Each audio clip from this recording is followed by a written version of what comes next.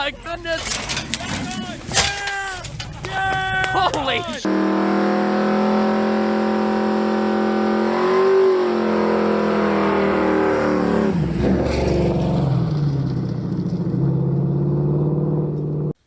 Well, hey there folks, welcome back to what I probably should have called my channel based on the comments I get.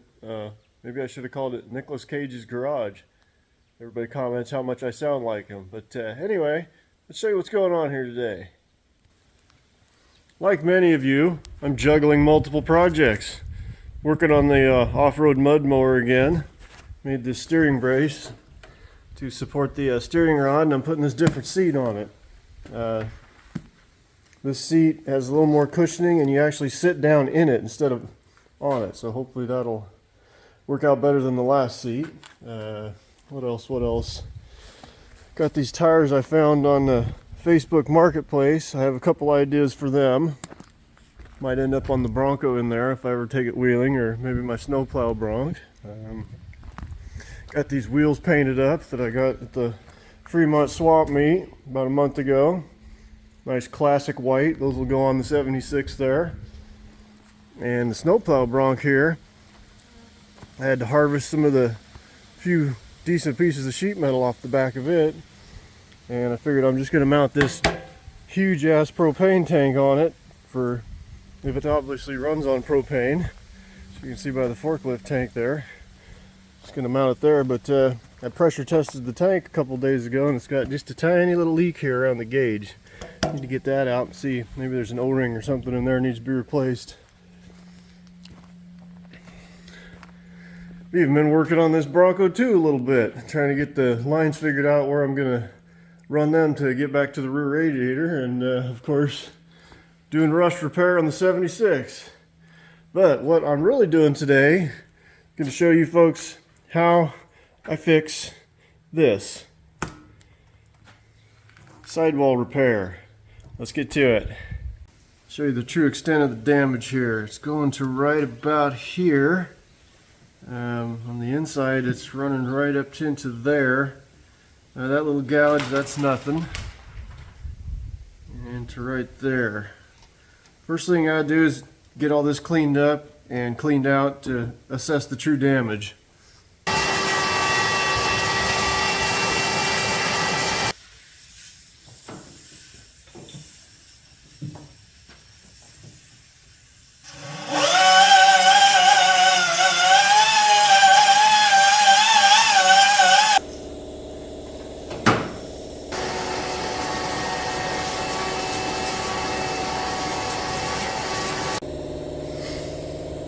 All cleaned up on the inside. I always start with the inside first because it's a lot harder to get the inside dirtier than the outside, because you're going to be working on the outside. What I was doing in there was using this die grinder, and that's just a regular old tire repair. I don't know what it's called. I'm just going to call it a wheel. It's just got some abrasives that are permanently attached to it, and it's not focusing worth a damn, is it? There we go. I've also got this wheel that goes on a grinder. I think I'm zoomed in way too much here. Yeah, that's better. This is also for doing tire work. Now this thing is really aggressive. It will take off a lot of rubber fast. I do not use it on the inside of a tire unless the tire is really big and wide and you have lots of room in there to work, because this thing is so aggressive. Like if I was trying to use it this way, and yeah, there's not much room to work, and if that wheel grabs, which it does grab, it will try to take off, and it's just dangerous. It will try to get away and chew on you. So that's reserved like for outside or the inside of a really big like tractor tire where there's lots of room to work. A spot outside would be like if the damage is right up here close to the tread and I have to grind down some lugs to get it to where the vulcanizing tool will fit properly on the tire. But anyway, let's flip it over and see what's got to do next. I think I'm going to be better off if I just get rid of this loose flap altogether. It's just going to be in my way.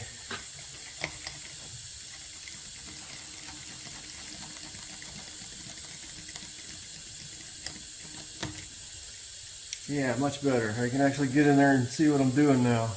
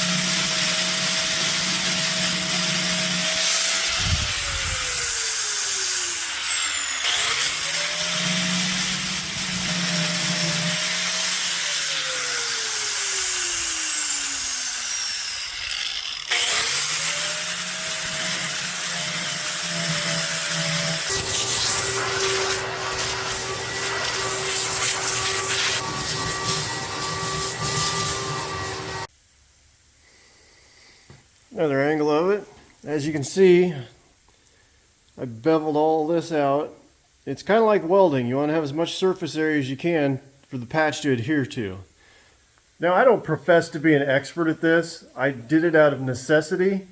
I ripped the sidewall out of one of the tractor tires on my big buggy, and then I found this tire repair apparatus. It's called a vulcanizer. Found that on eBay a long time ago, brand new. And let me show you the tire. This was the very first one I did a long time ago. It was a huge L-shaped rip, like that. And I've went through and re-repaired it because this thing has an extremely hard life.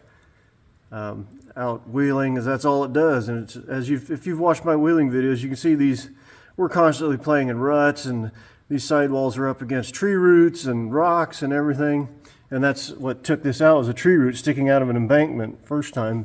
So yeah, this one takes a lot of abuse, and it's looking like I probably need to pull it off there and do it again before long. And this is what I was talking about earlier about a lug getting in the way. You got to shave that out so the shoe can fit the sidewall properly. But anyway, I've done not just my own repairs. Haven't kept track, but I think I've done maybe 30 or 40 repairs for me and other people. As far as I know, I've never had one fail yet. If there's been one out there that failed, nobody let me know. Closest thing I've had to one failing was a guy brought me a swamper, and it was old. It even said like, I think it said like 1992 on the sidewall. And when I put the rubber cement on it, I cleaned up the damaged area, and then when I put the rubber cement on it, it's like the rubber of the tire just melted. And that's the only one I haven't been able to do anything with, but that one was really weird. But anyway, let's get back to work. All right, first thing I'm going to do is make my inside patch using this stuff that seems like all the local auto parts stores carry this, and it is specifically for vulcanizing.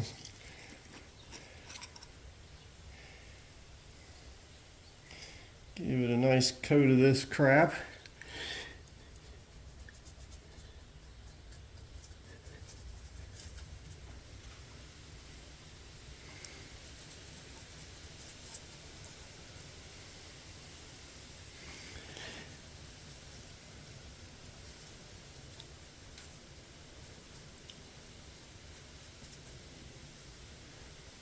It's really soaking that up. Now I'll let that dry while I make my first patch. Now back when I first got this thing, I didn't know diddly squat about patching sidewalls. And luckily, one of the guys that at the time owned one of the local auto parts stores that I went to, as a kid, he grew up working in his family's tire business, and he said they repaired sidewalls all the time. So he kind of gave me a little bit of guidance. He said use fiberglass cloth and this repair material, in alternating layers, and each layer would get bigger and bigger. I've watched some videos since then and kind of came up with a little bit of a modified technique to that I find works best for me anyway so far. The initial inside patch, I'll use maybe one or two alternating and what's the word I'm looking for here? Succeedingly larger patches, and then I'll flip it over and I'll do the outside with smaller pieces as we'll get to later. But right now I'm going to make my first initial fiberglass patch. So I cut out a piece of fiberglass and then I cut a piece of patch material in the same shape.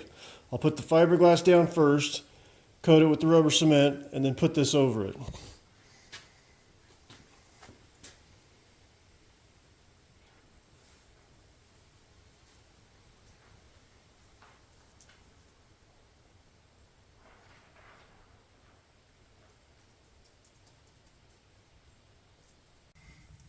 Alright, there's a closer look at the first fiberglass patch. I'll let the rubber cement dry for a little bit and then I'll put the patch material over that. And then I'll make the next patch about, maybe 1/2 inch, 3/4 inch bigger around than the first one.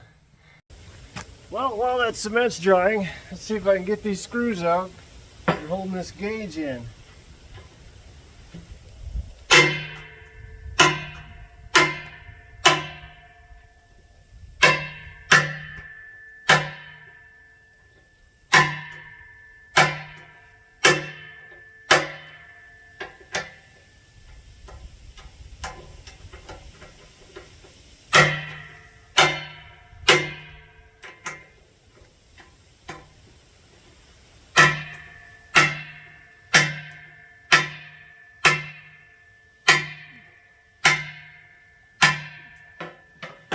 I think they're turning. God, I could be wrong. Okay, that one.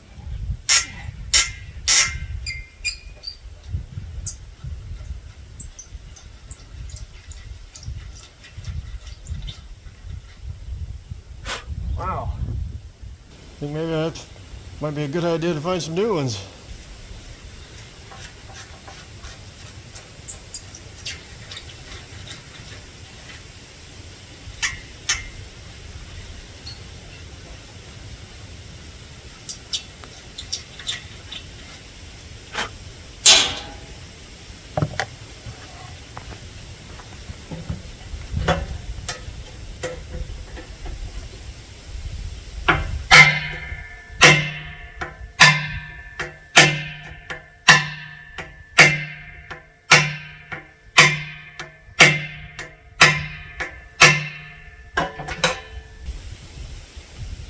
Go!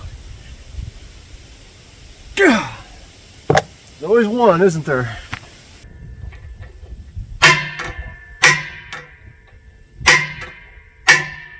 Oh no, I broke it off.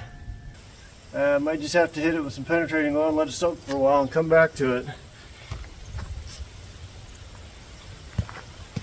Alright, back to the tire.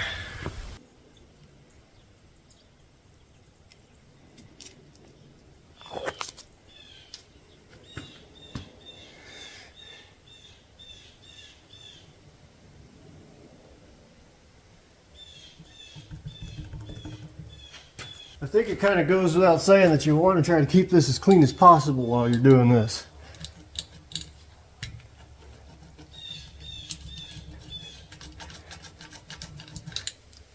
Yeah, I know it's not showing up very well, but there's the first patch.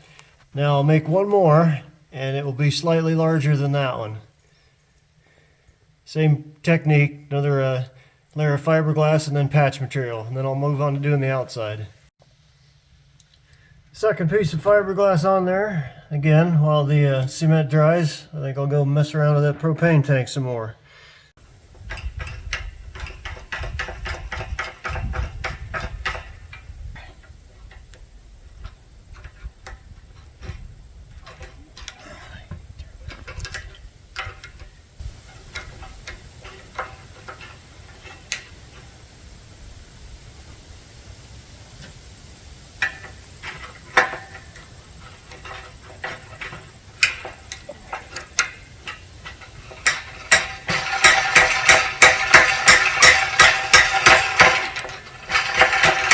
Like it's coming.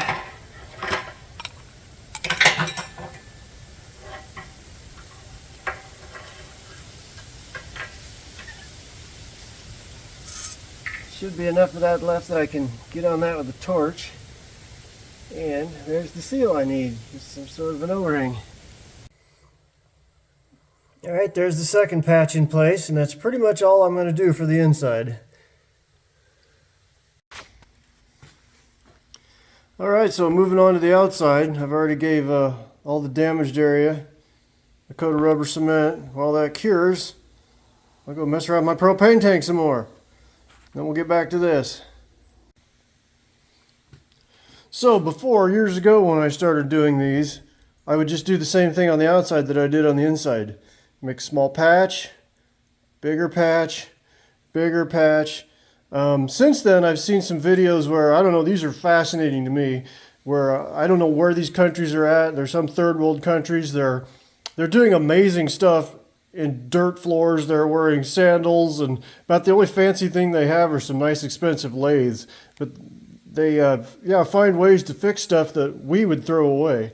But I've seen a couple of tire repair videos from some of those third world countries, and I saw where they would take little strips of this rubber and just work it in there, and that I thought that was brilliant, because the way I was doing it, there's a lot of potential there, probably pretty much guaranteed to get little air bubbles trapped in there, putting, you know, patch over patch, especially the very first one.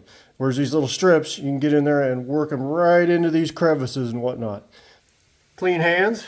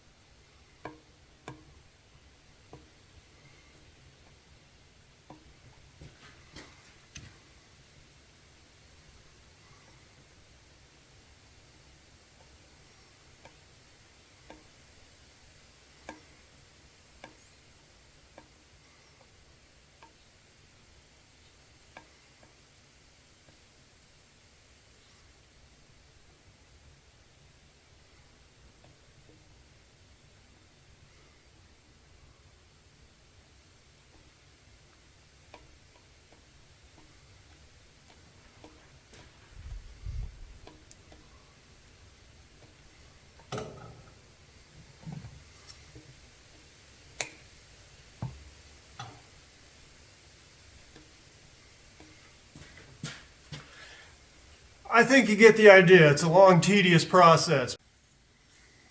Well, I've been at it for about 15 minutes now, and my neck is getting sore from constantly looking down, so I'm going to go play with my propane tank a little bit more and then come back to this. Alright, I think that's enough. I'm not going to put it in the cooker today because I want to be out here while that's running. I don't know why, it just makes me nervous for some reason, but we'll get to that tomorrow. In the meantime, my propane tank, I've heated up the area with a torch where that little bolt is stuck 3 times and let it cool. Let's see if it'll come out now.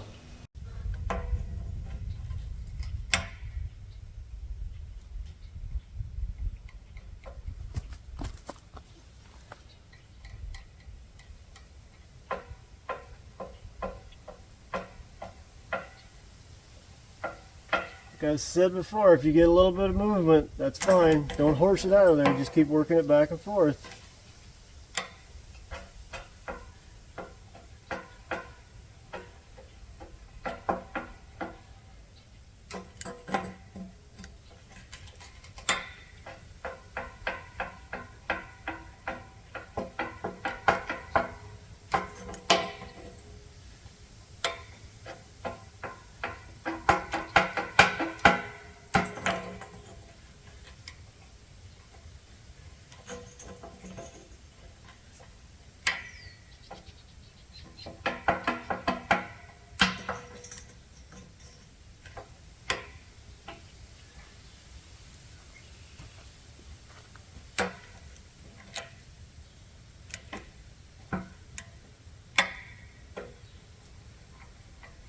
It's gonna fight all the way, isn't it?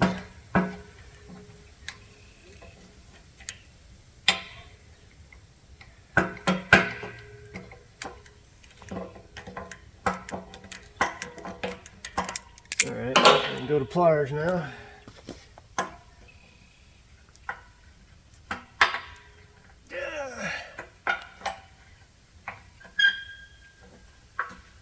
Come on, you're almost there. There you go.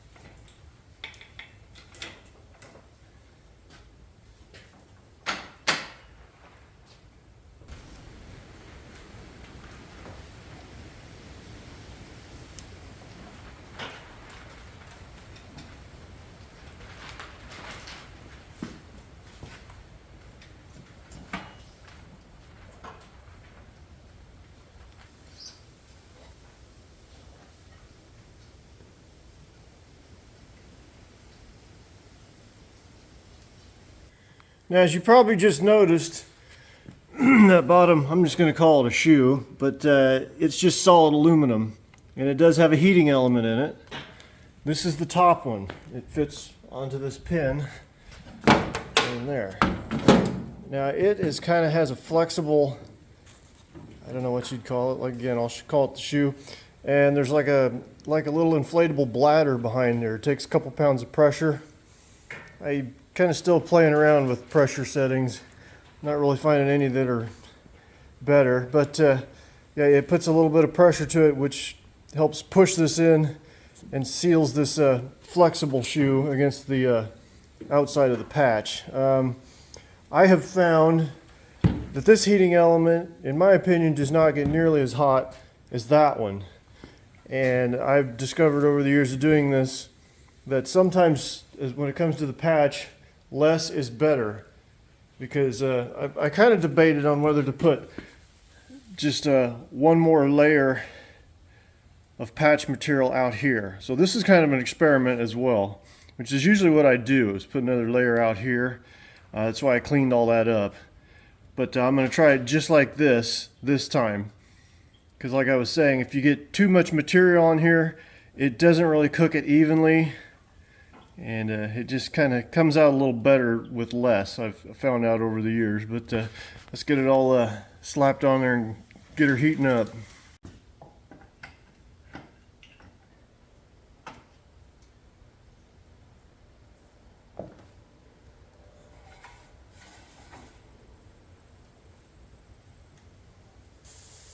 Alright, coming up about 10. Now sometimes, depending on the shape of the tire and whatnot, you can hear the little air bladder in there start to bleed. So I'm trying to find a nice balance between pressure and how much air loss it's going to make. Let's try. I'm thinking this one ought to seal pretty good. Yeah, what the hell, let's go see if we can get 30 out of it. Oh, can I hear it leaking? Yeah. Alright, I'll back it off. 20. I can't hear it because of that fucking tractor going by.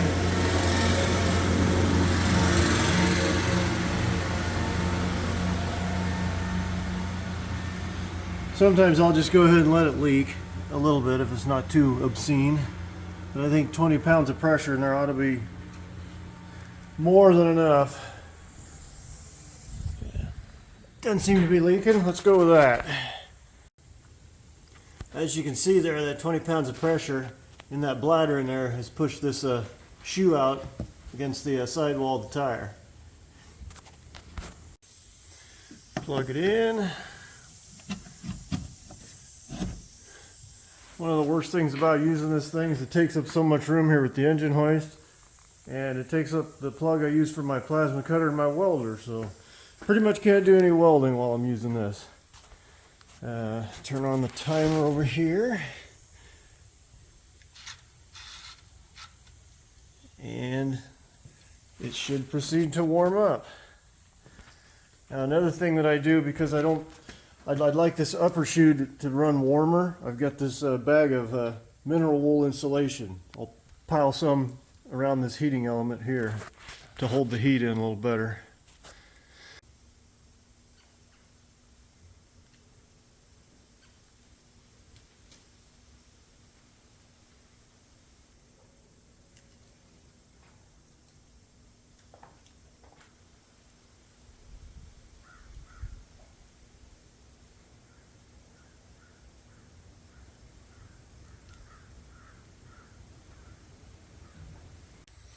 Now the highest the timer on this goes is 2 hours. And that's kind of why I like to be out here while this is running, so I can take it and reset it. I like to run at least 3 or 4 hours on one of these. Well, now that this is set and going, I'm going to go do other stuff.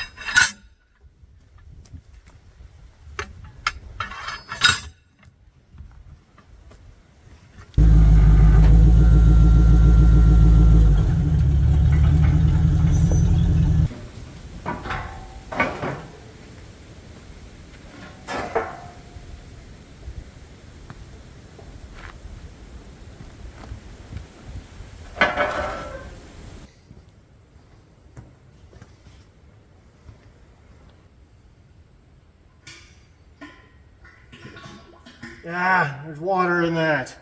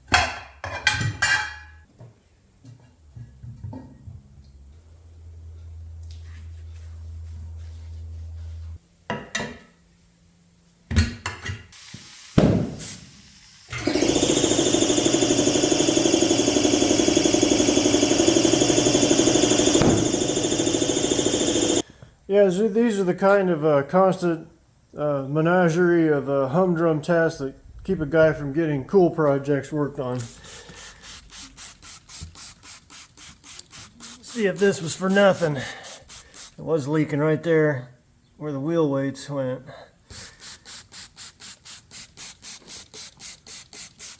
So far this side looks pretty good. Check the valve stem.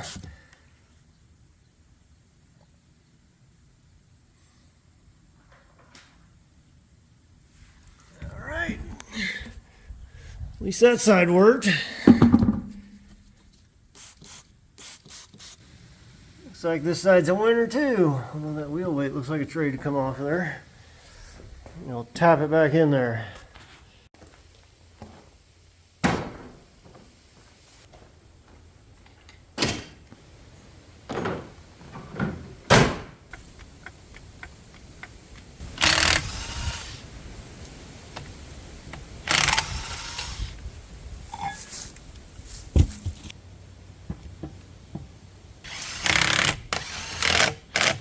Not Steve! Come here. Come here. You know me. Be that way then. Come here. Come here, kitty kitty. You're hurting my feelings when you run away like that. There you go. Yeah. It's been cooking for pretty much 2 hours now. Let's give her 2 more. Ha ha.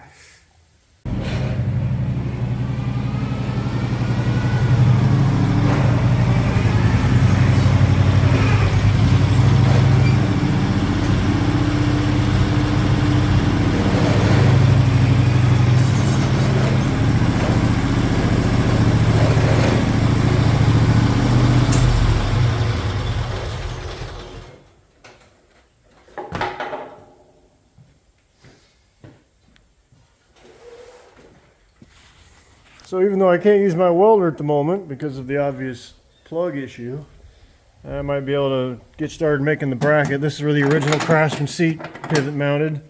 This is the snapper seat. It's got this half of the mount made. I'll just have to make like a plate here. Comes forward and then tie it into these pivot points here. Shouldn't be too hard to do. Gotta love scrap metal. Bada bing!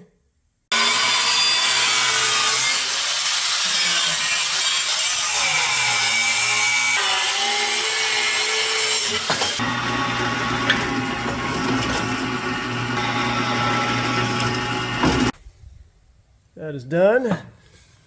Now I will have to make a piece like so that will kind of come up, be kind of triangular up to here. It will hook into this rod that runs across. But as you can tell by the sun getting low in the sky, it's time for me to close up the shop and go get ready for work. I'm going to leave the tire cooking. See, she's got about, what are we seeing here? Another hour and maybe 20 minutes to go. So it should be done before I actually leave for work, I'm thinking. Pretty close. And then we'll be able to unveil the results tomorrow afternoon. This is Piss Rat. I'm not sure how this happened. We now have 4 indoor cats, and we used to never have any at all. It all started with this one here. My daughter found her where she used to work with her, I don't know, stuck in a grate or something, and she was just a little scrawny thing.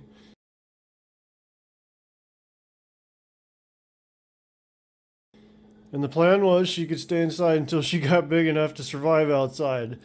But it quickly became obvious that she did not have any outdoor survival skills.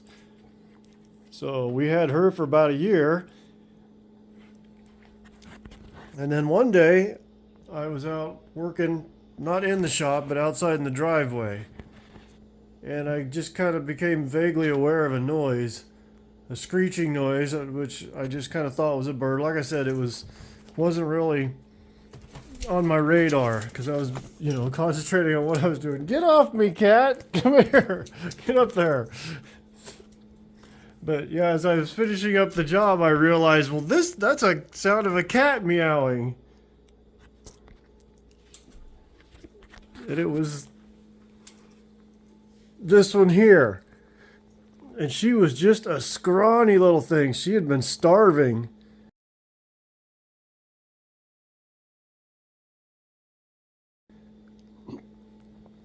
So yeah, we took her in. We think she would probably have the survival skills to survive outside, but she is a really sociable animal. They all each have their own cage. They're not let run loose all the time in the house. But anytime she's closed up in her cage and there isn't somebody in the room with her, she's yowling pitifully. So yeah, even if we did boot her outside, she would just be by the door the whole time. So yeah, so now she's a permanent indoor cat. And then we got Furiosa here.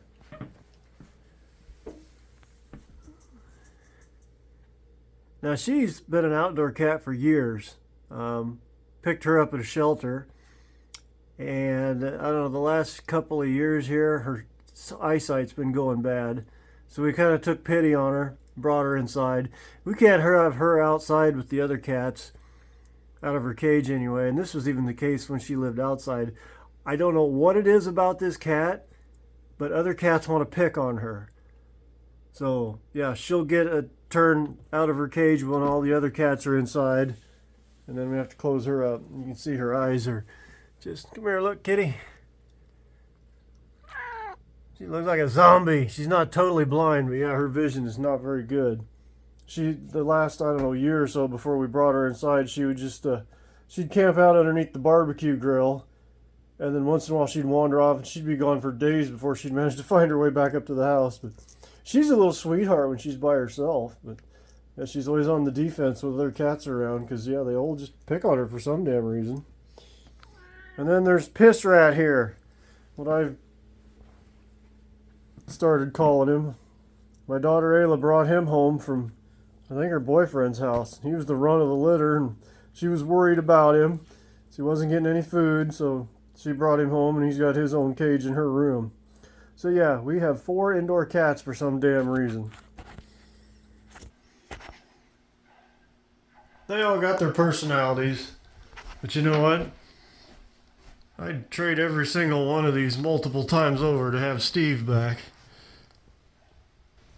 Steve was awesome. Well, it is the next day. It is time for the unveiling.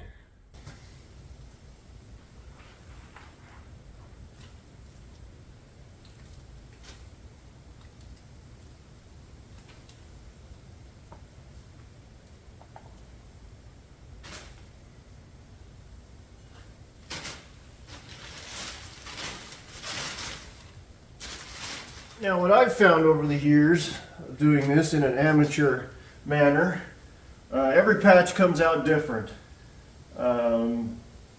Mainly, you know, you've got your factors like how thick your sidewall is, where the patch is located, and all this other crap. There's a lot of variables, but I think the biggest contributing factor is how much patch material that I have to put into the repair. And the smaller a repair, the better it turns out, visually anyway. This one I'm hoping will turn out pretty good since I didn't really have to put a lot into it.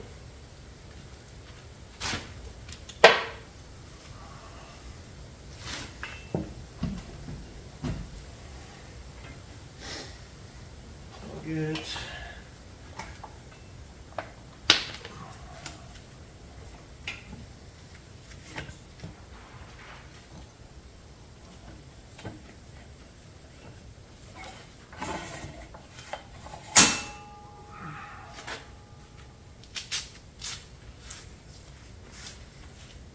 All right, the moment of truth. Yeah, I've had better, but that's not terrible. All right, a closer look here.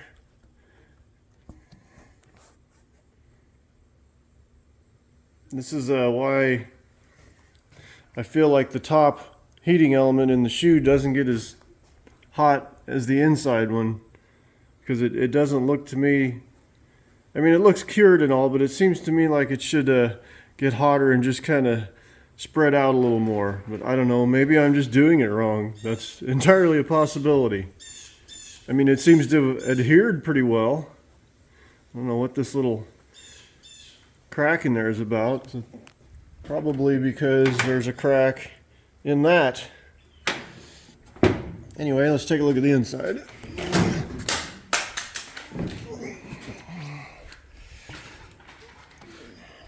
Not very good lighting in there. I think the vast majority of the strength of a patch comes from the inside portion anyway, but yeah, it looks kind of like this part along here didn't, it's probably cured, it's just the shoe wasn't resting up firmly against it. Right there where that you can still see the pattern in the patch material. I mean, it feels pretty good. Not that my fingers can duplicate, 30 pounds of pressure to it. Let's Let's go ahead and put it on a rim and air it up, see what happens. All right, it's ready to air up. We'll see if that ends up in catastrophe or not. I'd like to point out that usually with a bias ply tire, I'll add one of these on the inside after I've done my own patch. But I have not been able to find anywhere, around here anyway, that has these nice big patches for radial tires. I have put these on radial tires if they're just a slow speed off-road only tire. I don't know what the owner's going to do with this. I assume he's going to drive it on the road. So yeah, I didn't want to do that. But anyway, let's see what happens. Is that thing taking air or what? Yeah, slowly, but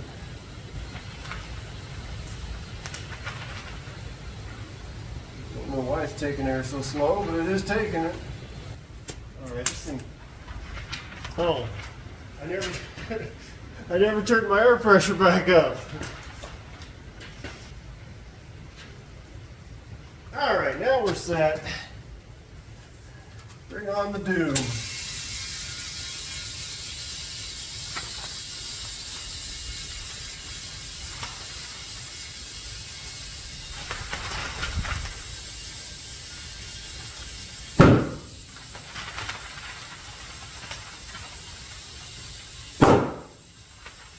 These are seated. Patch is looking pretty good.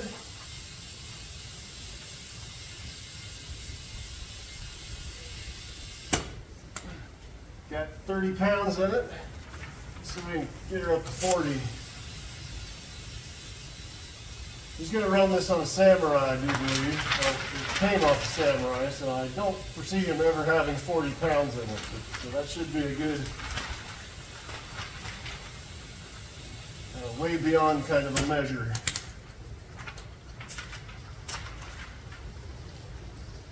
Almost.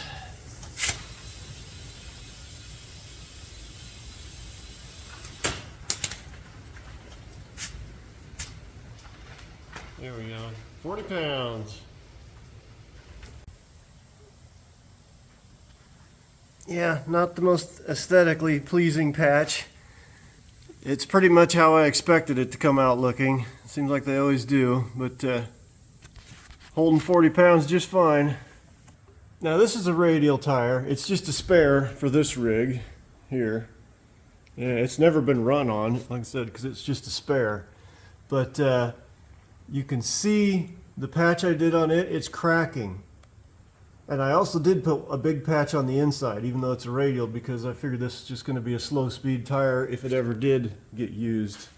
Maybe I just need to try a different compound of repair rubber that I'm using. I remember when I ordered that stuff, I don't even know where to get the stuff now. I got that stuff from an office in Des Moines. They just had an office there, and I went and asked about them, and they ordered some for me, even though they told me that's not normally what they do. Well, that office is not there anymore.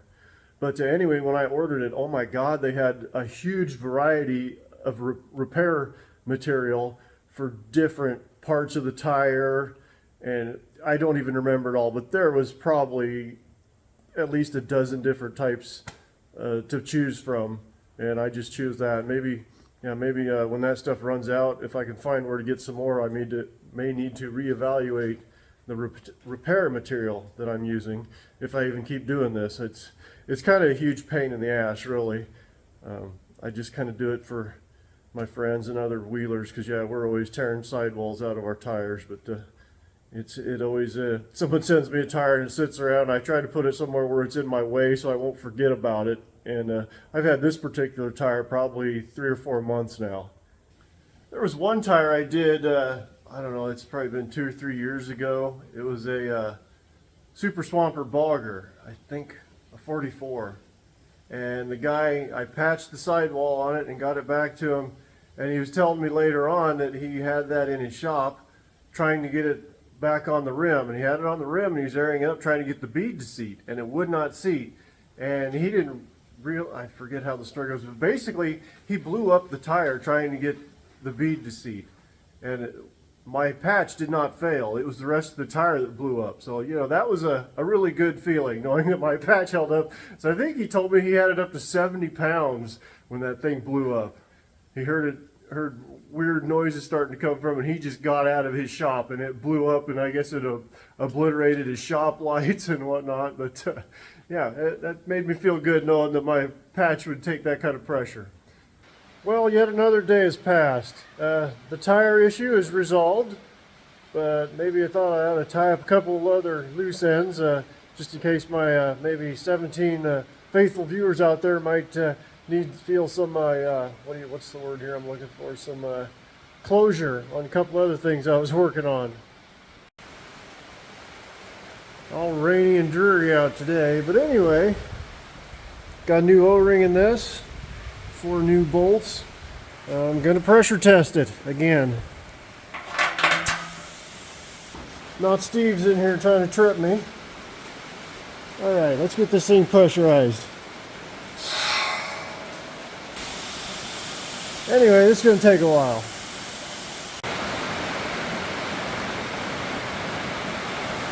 I pushed her out in the light, better shot of the seat bracket. Took this out for a romp yesterday, and I'm running with this different seat, and I'm running maybe about 2.5 pounds of pressure in the tires. Man, this is a totally different machine. It was I don't want to say it was unstoppable, but man, it did some stuff that I didn't think it should have been able to do. But anyway, the air compressor finally kicked off. It's running. Let's see, maybe I can get a little more pressure in it here.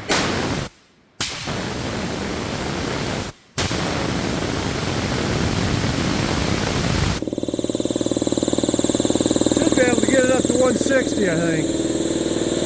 Alright, finally got a full 160 out of it. I already checked it once for leaks earlier. But now that she's at full pressure, let's try it again.